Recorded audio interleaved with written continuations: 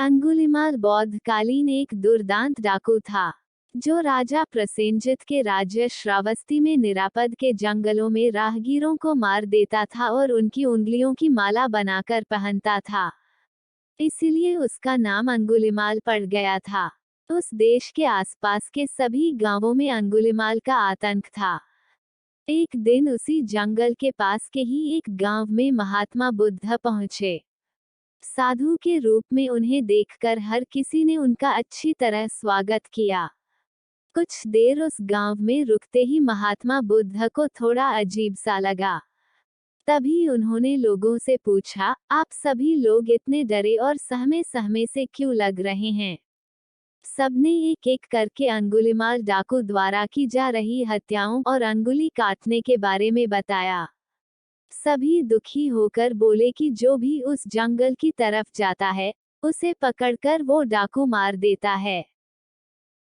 अब तक वो 99 लोगों को मार चुका है और उनकी अंगुली को काटकर उन्हें गले में माला की तरह पहनकर घूमता है। अंगुलीमाल के आतंक की वजह से हर कोई अब उस जंगल के पास से गुजरने से डरता है। इन सभी बातों को सुनने के बाद भगवान बुद्ध ने उसी जंगल के पास जाने का फैसला ले लिया। जैसे ही भगवान बुद्ध जंगल की ओर जाने लगे, तो लोगों ने कहा कि वहां जाना खतरनाक हो सकता है। वो डाकू किसी को भी नहीं छोड़ता। आप बिना जंगल गए ही हमें किसी तरह से उस डाकू से छुटकारा दिला दीजिए। भगवान बुद्ध सारी बातें सुनने के बाद भी जंगल की ओर बढ़ते रहे। कुछ ही देर में भगवान बुद्ध जंगल पहुंच गए। जंगल में महात्मा के भेष में एक अकेले व्यक्ति को देखकर अंगुलिमाल को बड़ी हैरानी हुई। उसने सोचा कि इस जंगल में लोग आने से पहले कई बार सोचते हैं, अभी जाते हैं, तो अकेले नहीं आते और डरे हुए होते हैं। ये महात्मा तो बिना किसी डर के अकेले ही जंगल में घूम रहा है। अंगुलिमाल के मन में हुआ कि अभी इसे भी खत्म करके इसकी उंगली काट लेता हूँ। तभी अंगुलिमाल ने कहा, अरे आगे की ओर बढ़ते हुए कहाँ जा रहा है? ठहर भी जा अब। भगवान बुद्ध ने उसकी बातों को अनसुना कर दिया। फिर गुस्से में डाकू बोला, मैंने कहा रुक जाओ। तब भगवान ने उसे पलटकर देखा कि लंबा चौड़ा, बड़ी बड़ी आंखों वाला आदमी जिसके गले में उंगलियों की माला थी, वो उन्हें घूर रहा था। उसकी तरफ देखने के बाद बुद्ध दोबारा से चलने लगे।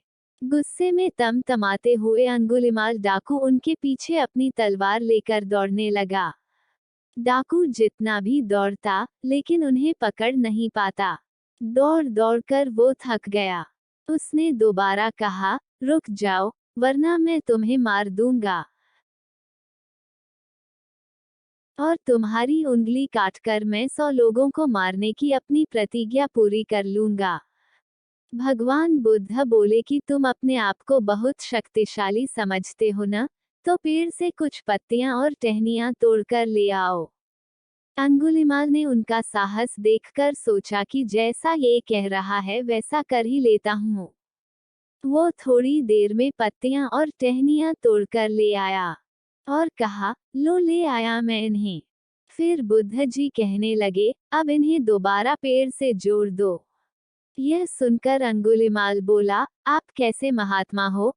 आपको नहीं पता कि तोड़ी हुई चीज को दोबारा नहीं जोड़ सकते? भगवान बुद्ध ने कहा कि मैं यही तो तुम्हें समझाना चाहता हूँ कि जब तुम्हारे पास किसी चीज को जोड़ने की ताकत नहीं है, तो तुम्हें किसी वस्तु को तोड़ने का अधिकार भी नहीं है। किसी को जीवन देने की क्षमता नहीं, तो मारने का हक भी नहीं। यह सब सुनकर अंगुलिमाल के हाथों से हथियार छूट गया। भगवान बुद्ध आगे बोले, तू मुझे रुक जा कह रहा था, मैं तो कब से स्थिर हूँ। वो तुम ही हो जो कि स्थिर नहीं हो। अंगुलिमाल बोला, मैं तो एक जगह पर खड़ा हूँ, तो कैसे स्थिर हुआ और आप तब से चल रहे हैं? भगवान बुद्ध बोले, मैं लोगों को क्षमा करके स्थिर हूँ और तू हर किसी के पीछे उसकी हत्या करते हुए भागने की वजह से स्थिर है। यह सब कुछ सुनकर अंगुलिमाल डाकू की आंखें खुल गईं और उसने कहा, आज के बाद से मैं कोई अधर्म वाला कार्य नहीं करूंगा। रोते हुए अंगुलिमाल डाकू भगवान बुद्ध के चरणों पर गिर गया। उसी दिन अंगुलिमाल ने बुराई का रास्ता छोड़ा और वो बहुत बड़ा सन्यासी बन गया। इसलिए यह कहानी से हमें यही सीख मिलती है कि सही मार्गदर्शन मिलने पर व्यक्ति बुराई की राह को छोड़कर अच्छाई को चुन लेता है।